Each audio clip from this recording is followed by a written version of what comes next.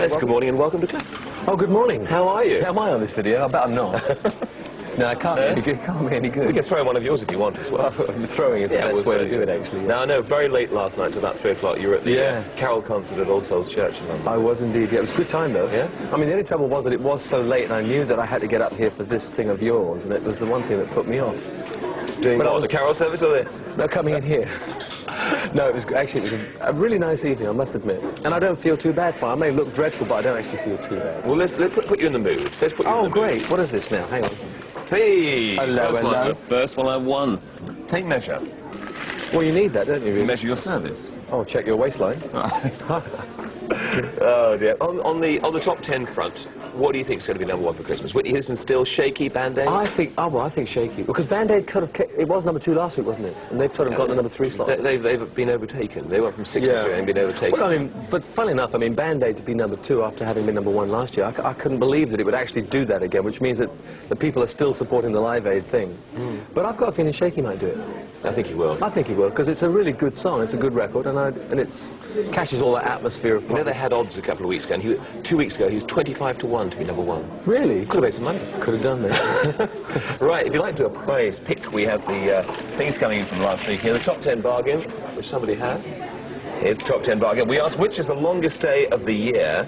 The real answer was June the 21st, but some wag called Jodie Robson from Woollerton in Nottingham read, all the days are the same, 24 hours. Right, but we have the Radio 1 calendar and the top 10 records brought in by... Who? Elizabeth. Right. Here's the winner, Cliff. I have picked out a card from Louise Hardwick of 16 Norton Park Road, Sheffield. And the pop bargain. The longest day of the year is the 21st of June. Well done. Radio 1 calendar, top 10 records to you. And the silly hat bargain. Which Trinity House lighthouse is the most remote? The answer, the Smalls. The Smalls off the David coast, and the lighthouse hat, which is very, very silly. There it is. Goes to whom? What's your name? Mary. Mary. Right. You look like Elizabeth. I noticed. Are you twins?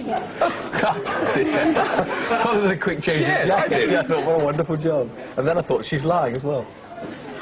Oh, Angus Baxter, this is from 6 St. Ronan's Terrace, Innerleithen? Somewhere like that. Innerleithen, there it is. Anyway, the Smalls? Yeah, is that the answer? The Smalls. What was the question? The question was, which Trinity House lighthouse is the most remote? The Smalls off the David coast. Well, Angus, you got it. Finally, Les Dennis and Dustin G. bargain. Brian Forms made a film version of Cinderella. What was the title of the film and the name of the actress who played Cinderella? It was The Slipper and the Rose and Gemma Craven, no relation. And the prize of the Laughter Show sweatshirt tickets, travel, lunch with Les and Dustin. Oh, I don't know. And the backstage visit and the signposts are brought in by... Sarah. You're not a triplet. No, definitely not. Okay, this is from Sarah Roberts, 41 Carbridge Drive, Leeds 16. Gemma Craven. Okay, you've won all the goodies and lunch with Les and Dustin, which should be fabulous. And Vicky's got some questions from some of the gang here in the coffee shop. I've got a question from another Vicky. What other musicians influenced you in your musical career? Oh, well, you know, the only real influence I had that really made me want to sing was Elvis. But you see, having said that, of course, the people that were out at the time when I was at school were people like Little Richard and Jerry Lee Lewis and the Everly Brothers and Buddy Holly. And it seems to me that if you go back to sort of my era, even to the Beatles, you'll find that they were also influenced by the same people. So although Elvis was the one that really, I mean, he made me want to become like him, there were a lot of other musicians around whose music did in fact affect me. Although it was Elvis I wanted to wake up looking like, didn't you? Well, I really don't know. Were there any British musicians that were influential at the time? No, not really, because everything was so new. I mean, your mate Tim Rice said to me once when the Shadows and I were celebrating our 10th year together, he said, you realise the strange thing is, of course, that before you and Marty Wilde and Billy Fury, there wasn't anything else happening in Europe. So everything you did was like for the first time. And it's true, America had it all pinned up, of course, and we struggled to get something going for Britain, but there wasn't a British rock band or anything that we could look to and say, hey, you know, that's... There were no rules in the early days, you had to make it up as you went along. Everything we did was new and therefore good, even if it was bad. Nobody knew any better, you see. Have you got another quick question over there, Vicky? Very, very quick question. A quickie. David. What's your favourite song you've ever done? Oh, without a shadow of a doubt, I like Devil Woman best of all. I like singing Miss You Nights, but I do think Devil Woman's my favourite. Great, good answer, good question. Calls to Cliff on 01811 8055. Now it's time to go out and see what Keith's up to. Jingle bells. Oh, Discussing Arled's voice. yes. Very pure. Makes me cry. Oh, dear. Oh, you know. It's still going on, is it? I could do that. Paul, your batteries haven't run down yet on there, have they? No, no, the pacemaker's still going. Keep going, you fool. Twinkle, twinkle, little star. Was that a Christmas present, or? No, I just go around buying daft things, so I bought this, yeah, no. My favourite Christmas present goes from way back. You see, I was from a poor household. My mother will be there now. We were not. No, but during the war, I was a war baby. I was 1938 and war broke out. Hitler wanted me. But it was, my brother came along about 1943, I think. And of course, in those days, when you're hard up, you didn't have a cot for a baby. You put the baby in a drawer. And you had the baby in the front room. And it was Christmas, because my brother was born 2 days before Christmas. Yeah, 2 days before Christmas. And I woke up, and my dad was home from the Navy in the middle of the night, you know, and there's a baby in the drawer, and they're all asleep. And it's Christmas morning. And he's brought me this big metal machine gun. And he knows it, and I just grabbed these two handles, you know, 3 in the morning. The baby's going, my dad dives out of bed, he thinks the Germans have come. No wonder Hitler wanted you, mate. Merry Christmas, everybody. What about you, Russ? What was your best present? The best present is probably going to come this year, actually, because I don't know what it is yet, but it'll be my first one. No, I'd pull a leg last year. I think it's always the closest thing to you, I suppose. So the wife bought me a super present, and photography nowadays is quite unique and it's quite clever. They can sort of create in photographs like a portrait image.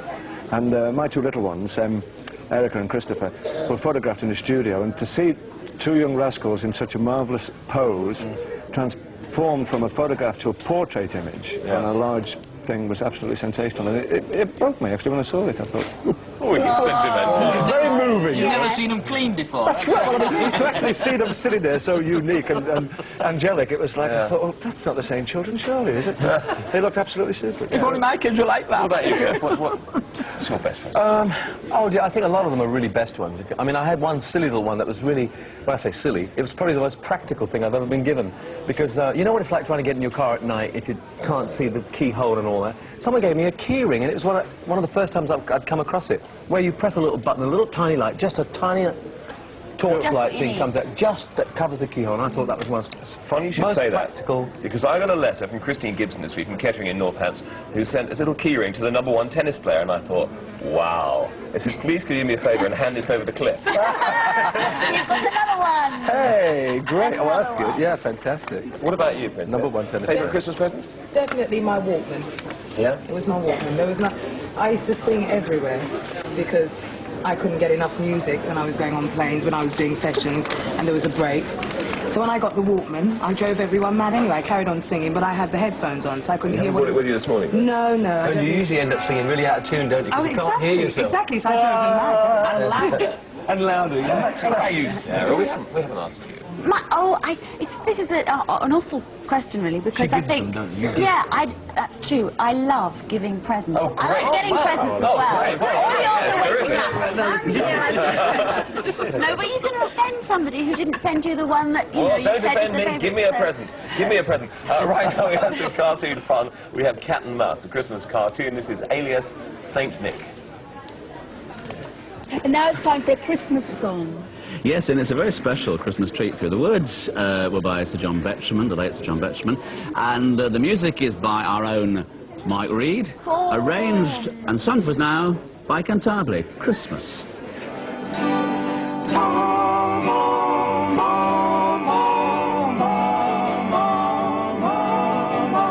The bells of waiting have been ring, the tortoise stove is lit again, and lamplight light across the night, and off the streaks of winter rain.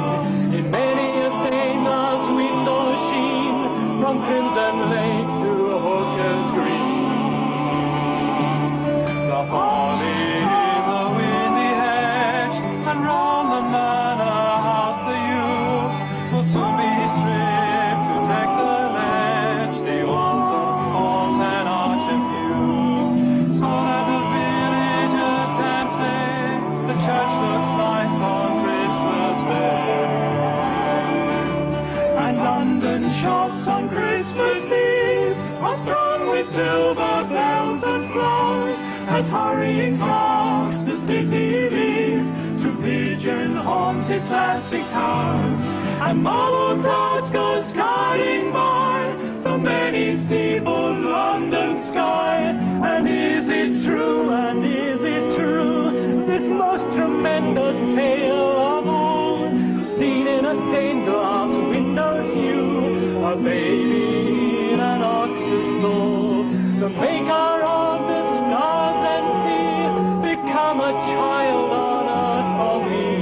And is it true, for if it is, the loving thing has tying strings around those tissues, rip her wrist, the sweet and silly Christmas things, parts of and inexpensive scents, and hideous tights of kindly men. The love that in a family dwell, no caroling in frosty air, nor all the steeple shaking bells can with this single truth compare, that God was man in Palestine and lives today in bread and wine. And is it true? And is it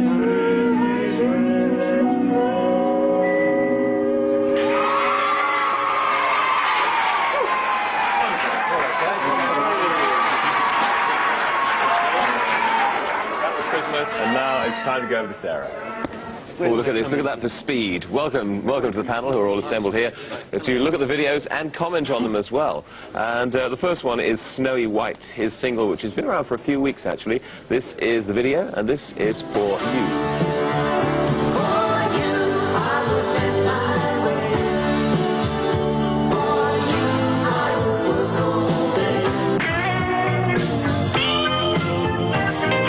Great guitarist, that guy, Snowy White. That is for you, and we're going to start with Paul Daniels. Magic or not? Magic, yeah, I thought it was very, very pleasant, and I liked his. They've gone back to the old days of silent movies to make the video, and I recognised most of the shots because I was there at the time. And I just didn't. I tell you, there's one tiny little bit. I didn't like his attitude to the old lady next door. Funny, isn't it? Just sat there, and that bit of the video, I just went, oh. How inconsiderate. And I don't think you should put a shot like that in because you lose a bit of the audience, you know. Funny. Okay, Princess. I liked it, but I saw others that I liked more. So I don't want to say much yet. I like it. It's a good one. Good comments. It's a good one. It's a good one. Cliff. Well, I like the song. I mean, I'm finding it really hard to get into videos these days because it seems to me that everyone's trying to make the definitive video.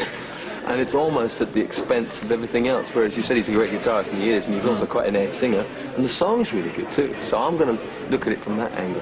I think it's a really nice song. Okay, and also welcome Kent Hartley. Well, thank you, Mike, we're glad to be here. Our thoughts on this video are perfectly clear. No tune, no theme, no action, no fun. We think this record will be #1.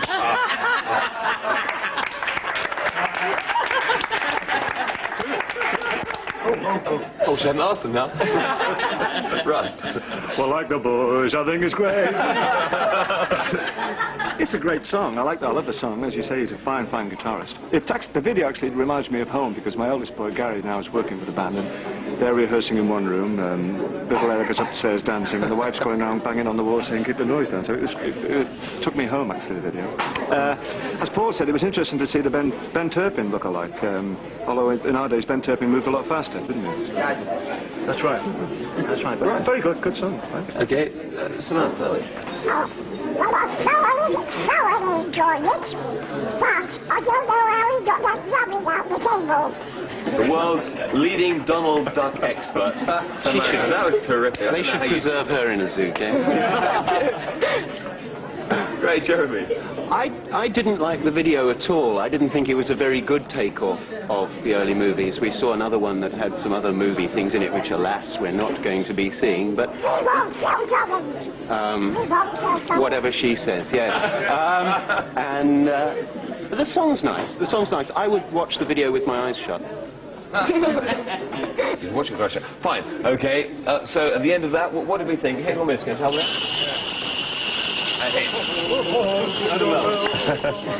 Right, Jennifer Rush, obviously a #1 with The Power of Love. This is the follow-up. This is called Ring of Ice. Will this get to #1 as well? And Power of Love, that's Ring of Ice from Jennifer Rush. Jeremy. Nice light bulbs. I like the fluorescent tubes. The song's okay. It's a video that would slot into teleprograms. It's not a video to watch at home, I don't backing think. by the Osrams. Yeah. Very, very bright, very bright. It's for TV programs rather than the sort of thing you'd watch at home, I think. Okay, Donald. I'm afraid to say I wasn't very impressed. Sorry. It's boring. Sorry. Okay. And we, Lovely. and we really away put my mummy in hospital. Oh, what's your mum's name? Maggie. Which hospital is she in? She's in Holly House. Oh, well, In Wood. cheer her up. Maggie, Maggie. There she is. Where is she? There she is. Here she is. Keep moving around, Maggie. There she is. Maggie's in there. Right. Hope you're watching there. Right, Russ. Well, she was obviously in a rush. She forgot to tuck her shirt in. But, no, it was... I didn't particularly enjoy the video. It was a bit too monotonous for me, a bit too sort of repetitive. But the song, I think, was quite intensely good. Okay, what about the Canterbury boys up at the back here? We think it'll be enormous, we think it'll be enormous, we think it'll be enormous in Outer Mongolia. I'd love to have it. I wouldn't mind where I had it. I'll take it. Yes. What do you think? Well, it's really hard, I always think, to follow a #1. It's almost impossible. Very few people actually come up with, say, another #1. It's in your book, isn't it? How few people are.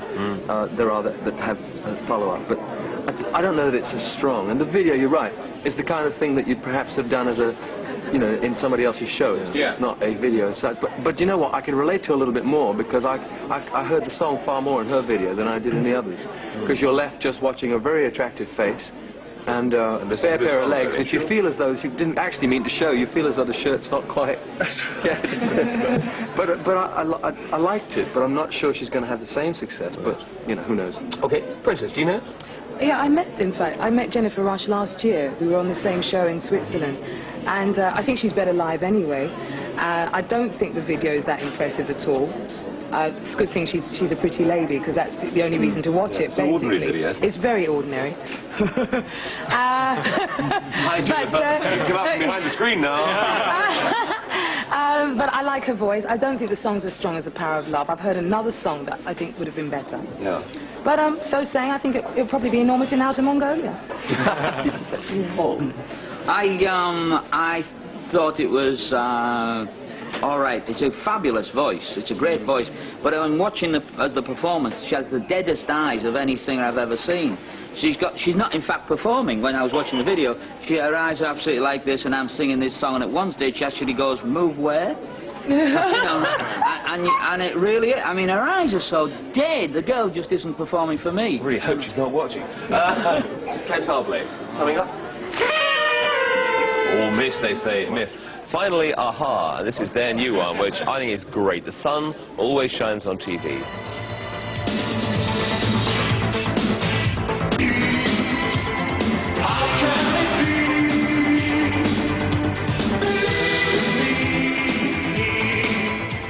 Well, I think it's a great single follow-up to take on which nearly made #1. The sun always shines on TV. Paul. I thought it was great. I thought it was fabulous. I loved it, listening to it. I found the images interesting, but slightly disturbing that they'd set it in a church. Princess. Next. Loved it. Absolutely loved it. They obviously had about £95,000 more spent on their video than I had on mine. Next. Or the Jennifer Rush had on hers, yeah. I like that first video was brilliant, of course. Yeah. Well, the funny thing is you didn't show the first part of the video, which in fact is almost the best part, which is like links it with that previous video with the sort of sketching thing. But I think it's good. I think it's got to be a hit. This band should be Santa present. It'll slay them in the aisles. It's as good as Sister Sledge. It's even better than Purple Reindeer. It's a cracker. You come again. Right. Very good. I'm enjoying the boys. No, the video was good. I enjoyed it. As Paul said, it was a bit disturbing for the church. In fact, they'll get a shock when they go around for the collection, won't they? Because there's nobody putting it in. But the song is good. The video is good. It's straightforward. It says it all. Smashing. Samantha, what about your own voice this time? Or has Donald got something to say first? Of course, all of it was wonderful. But so that the video, but there's something wrong with the lead singer who keeps turning into a cartoon. Yes. It's rather strange. I'm pleased you have a real voice underneath there. Yeah, somewhere. Jeremy. I liked it very much. Best of the bunch. Interesting, exciting, good song, good video.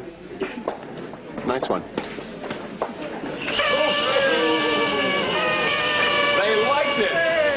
They liked it. Thanks to all the panel. Call us Cliff on 01811 8055 in a moment. Right now, it's time to go back and see what Keith's up to in Oldham. Thank you very much.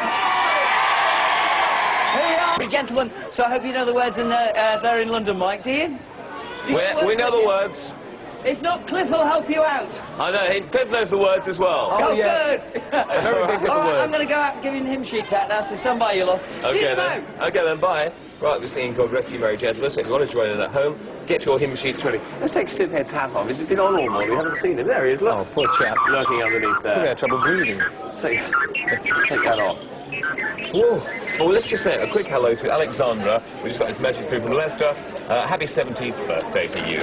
Now, today, it's going to be test your stamina time today, isn't it? It certainly is. Because we've got the tennis later in Brighton. Yes, today is the day, 21st of December, folks, and we're going to do our Pro Celebrity Tennis Tournament. Now, you're going to be in this. Yes. Now, you've been training? I've been training a bit. I played last week, yes. I mean, do you seriously think you're going to win? I seriously think I'm going to win this, yeah. I mean, like, I've got a feeling. You must have some kind of plan. No, I have absolutely no plan whatsoever. In fact, I'm just going to beat you with pure talent.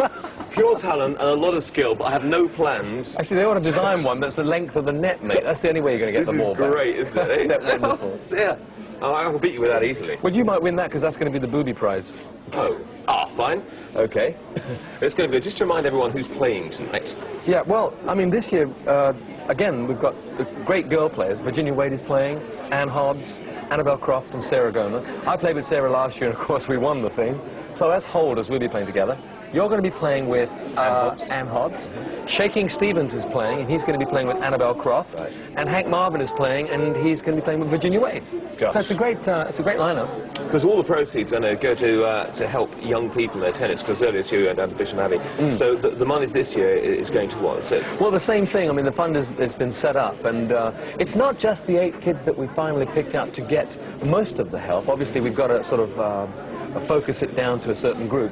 But for instance, 40 young people came to Bishop, and the 32 that didn't get the final grant are still being helped I mean, for instance, they're being helped to join clubs, and in other words, if they still want to play tennis, they're being helped to financially a little bit. And so the whole thing is called Cliff Richard's Search for a Star, yes? Yeah. I think by the time next year comes around, we may have doubled the number that we can support, you know. And really, it's a fantastic way, because if we can just get people interested in tennis in Britain, there's no reason why we shouldn't Boris the rest of them off the, rest of the world off the course. Quite right, too. Yes, why Okay, not? let's take some calls and maybe chat about that. We have Paul Ward. Hello, Paul. Hello. Good morning. You're through to Cliff for your question. Good morning, Cliff. Hello. Cliff, I'm a born-again Christian, and I've heard lots of people say it's wrong for a Christian to be a pop star. If someone said this to you, what would your answer be? Well, I can't see that there's anything that you can't be as a Christian. I mean, all I know is that my work is being a pop singer. The thing about being a Christian is that if you're a banker or a teacher or even a schoolboy or a student in college, you've got to attempt to be the best at what you say you are. Because the Christian life says you're representing Jesus here, and you've just got to do the best you can and give all glory to him. So it makes it difficult, but definitely not impossible. You still have to earn a living and carry on. You still have to do what you do, that's right. Okay, thanks for your call. Thank Good you. question. And Jane McShiffrey is on the line. Hello, Jane. Hello? Hello, Jane. Happy Christmas. Hi. Hello. Did you record a song called 20 Flight Rock? 20 Flight Rock. Now listen, that's way before your... How old are you? 12. 12. Well, crumbs. I did record it, and it was about 1960-something. So, I mean, you weren't around at all. But it was originally recorded by a guy called... Eddie Cochran. Eddie Cochran, that's right. He did the most fantastic version of it. I don't think our version was anywhere near as good, but it was at a time when we were very heavily influenced by American music. And the Shadows and I really loved the song, so we did do a version on an album yonks ago. And I know that that Keith Chegwin and his group actually do that on stage. 20 Flight Rock. Yeah. That should be a laugh. Yeah. Sorry, Keith. Is that okay? Yeah, thank you. Are you going to give us a bit of 20 Fly Rock before you go? I don't know. It's just my mum and dad have been having an argument about it. Oh, well, it's a good thing to argue over. Yes, it's better than arguing about anything else. Okay, well, thanks for your call. Thank you. Bye. Bye. And Amanda Richardson, hello. Hello. Hello, good morning, you're through to Cliff. Where did you originally get the shadows, and would you join up with them again? Where I got them, it's funny because when I made my first couple of records, the shadows as you know them now weren't actually on the records. I had a couple of mates from school and a couple of session musicians. And what I did was when I first had to go on tour in 1958, I thought, well, I've got to form a really good band because my friends weren't enough to take on the road. So I found Hank Marvin and Bruce Welch, who joined me for the first tour. During the tour, we met a guy called Jet Harris, who was actually playing bass for somebody else, and he sat in with us because he liked our music. So he joined the Shadows after the tour was finished, and the three of them remembered a young drummer called Tony Meehan. No longer young, but then was a brilliant drummer, I believe. And so that's how the Shadows came to be. I don't know whether we could join up together again, because the Shadows kind of, they're almost, I always call them an occasional band. They get together now and then. My career, I've still got my career, and I've formed a really fine band myself. I think what we should do is get together now and then and do nice nostalgic things like we did last year, and we had a really fabulous time. It was a great couple of weeks we spent together. That's good. Thank you. Okay, thanks. Bye. Bye. Bye. Don't adjust your sets at home, by the way. It's just the snow coming down here. We have David Cole on the line. Hello, David. Hello. It's really clear. Hello, Cliff. Hello, David. Were you always a good singer when you were very young? Was I what? Always a good singer. A good singer when you were very young. Well, I don't know. Hits when you were very young. Yes, I mean, am I a good singer now? It's always difficult to say what's good. I know that I don't sing out of tune, and if that means you're good, then you're good, but I'm not sure that that counts. I could sing, but, you know, I sang like everybody else. I'm not sure that I had a distinctive enough style to be able to say that I was good, bad, or indifferent. But I did sing in a choir when I was small. You were the Arled Jones of Hertfordshire, weren't you? Yes, I was. Is there time suitable for children? Oh, the musical time? Yeah. My musical? Oh, yeah, without a doubt. But don't come if you've got a bad heart. Because there's some fantastic effects and things in it, and rumblings that are going to go on. Say hello to my mum and happy birthday. She's a great fan of yours. Hello, David's mum, and happy birthday. Oh, and can I say hello to, while you're on, David, to Debbie and Bridget, who are, and wish Debbie's sister Sue and her husband-to-be Derek a very happy wedding on Saturday afternoon. Great. Thanks for your call. Done it. Bye. Bye-bye, David. We've got time for a quickie in a moment. You brought your bargain. While you're digging your bargain out, have you got your bargain? Oh, yes. It's two, really. You can put the phone down for a second. Oh. And while you're digging the bargain out, I will just say that Cliff's going to be on, he's going to be on good old Terry's show on Monday night. Oh, well, talking about time. So if you want to hear more about it then, what's he brought here? Well, I brought two, you see. I mean, you can split them up, one for each foot. And there you go. I've worn these on stage when I got heavily into tennis. I used to like wearing sort of trainy type things, and someone did this kind of musical notation stuff on it, which I don't think is playable. Okay, and we can throw in the last single and the current single as well, can't we? Great, yeah. Absolutely. And you got a question? Yes. Now, you know the three kings from Orient are? Three kings from Orient are. Can you name the three kings? Can you name the three kings? Answers on a postcard if you can. I've been dying to know for years. BBC Television, London, W128QT. There's the address. Seal that envelope or a postcard, please. Name the three kings, okay? And you could be the proud receiver of Cliff's tennis shoes with the unworn, of course, with all the musical notes on the side. Unfortunately, are worn, but not worn out. And a copy of the single, the video of which you can see very shortly. But we have Declan McCarthy on the line. Hello, Declan. Hello. Hello. Hi. Cliff. What was your least favourite song? My own favourite song? Least favourite? Oh, my least favourite? What of Cliff's own songs? Yes. Oh dear, now you really got me. I think probably the song that I'm always most embarrassed at hearing is a thing called High Class Baby. It was my second record. I made a record called Move It, which went to #2 in the charts here. And after coming out of the studio, having recorded High Class Baby, I remember going home and really crying. I thought, that's the end of, you know, a really good career. But although it wasn't a big hit, it was in the charts, but I never really liked it. Okay? Yeah. Can I ask him how many #1s he's had? I think it's 10 #1s, but 11 if you count the fact that The Next Time and Bachelor Boy were both charted as #1 together, but one was the A and one was the B. No, we don't count that, sorry. Oh, it's 10. Okay. Thank you. Okay. Thank you. Bye, thanks for your call. Merry Christmas. Right, okay, sorry Bye, you too. if you weren't able to get through, sorry. Pardon if you weren't able to get through, but that's the way it goes. Good luck if you try and win the shoes. The name of the Three Kings is what we want. And also be back in a moment to sing a carol, but don't forget the tennis tonight down at Brighton, which undoubtedly I'm going to win. Without a doubt, no question. You've got to have confidence if you haven't got talent. I mean, you know. It's quite true, that, actually. Are you ready to sing God Rest You Merry Gentlemen in the moment? Are we going to do it from here? Well, not now, after we've seen the... Well, I'll just tune up. It's in every one of us. This is good. The video and single. You can sing along if you want. Oh, okay. From musical Time. Which opens in April in London. It's in every one of us. That was Cliff. And Cliff and the rest of us are going to be singing some carols in a moment. God Rest Ye Merry Gentlemen, page 43 on your hymn book. So you must join in. Now, we've had a Christmas card here from everyone at Crows Road Motel. I don't know if you can see it. And it's Merry Christmas to all of us here at Superstore. Would we like to go and spend next Saturday with them? Love Yeah. Well, make a change, wouldn't it? Yeah, definitely. Think about it. Okay, well, thanks everyone for coming in this morning. Yeah, we'll be singing some thank carols you. in a moment. Happy Christmas to all of you. Now it's time to go back to Keith. Happy Christmas! Happy Christmas, Keith! Merry Christmas, Keith! Thanks to Slade, thanks to Lindsay, Patsy and Jarton. The song's called God Rest You Merry Gentlemen. Merry Christmas to you all, that's all from us.